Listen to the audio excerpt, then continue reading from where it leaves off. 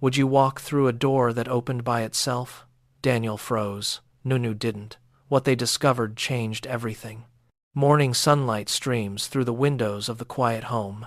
Daniel is busy folding socks, while Nunnu, the playful Yorkshire Terrier, helps by bringing stray laundry to the pile.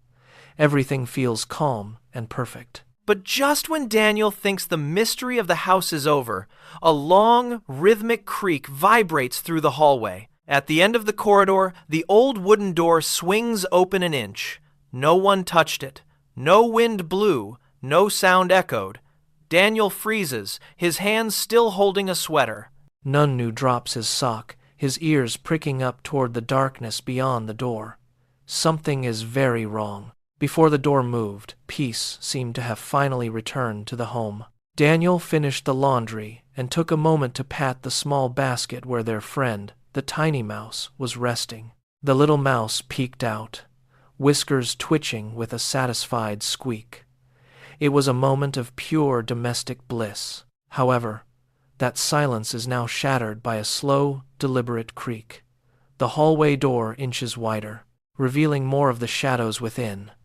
Daniel whispers, "Did you open that, Nunnu?" Nunnu shakes his head, his tail tucked between his legs in fear. The peaceful morning has vanished. Nunnu creeps toward the door with cautious curiosity. His tiny paws make no sound on the hardwood floor as he enters the hallway. He stops, his nose twitching rapidly as he catches a strange scent in the air. He lowers his head to inspect the floorboards. Daniel kneels beside him and points to the ground. A trail of muddy, small paw prints leads away from the doorway into the room. Daniel kneels beside him and points to the ground. A trail of muddy, small paw prints leads away from the doorway into the room. They are far too large to belong to a mouse, yet too strange to be from a dog like Nunnu. Daniel touches the mud. "These are fresh," he whispers, his heart racing. They step into the room, where dust motes dance in the shafts of light. Piles of forgotten toys sit in the corners, covered in years of neglect.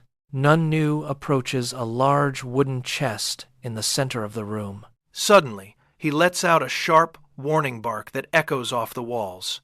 Something behind the heavy chest darts into the shadows. The movement is lightning fast, then it stops instantly. Daniel's breath catches in his throat. He slowly reaches for a dusty blanket covering the chest, his fingers trembling. He pulls it away with a sudden jerk, but to his surprise, nothing is there. The space is empty, yet the air feels heavy with an invisible presence. Just as they think they are alone, a tiny, silver bell rings from deep within the walls. The sound is hauntingly clear. Nunnu ignores the large chest and stares at a small, hidden door near the floorboards that they had never noticed before. The tiny mouse, who had followed them, hides behind Daniel's ankle, shivering with visible terror. Even the mouse seems afraid of what lies behind that tiny latch. Daniel reaches for the small handle.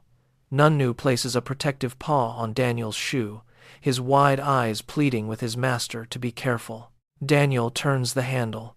A sharp, metallic click echoes through the silent room. The screen fades to black just as the door begins to budge. What secret is hiding inside the house? Who left those mysterious footprints? Join us for episode 6, Behind the Tiny Hidden Door. If Nunnu made you smile, hit that like button and subscribe to Nunnu's Land. Tell us in the comments, if you found a secret door in your house, would you open it? See you in the next adventure.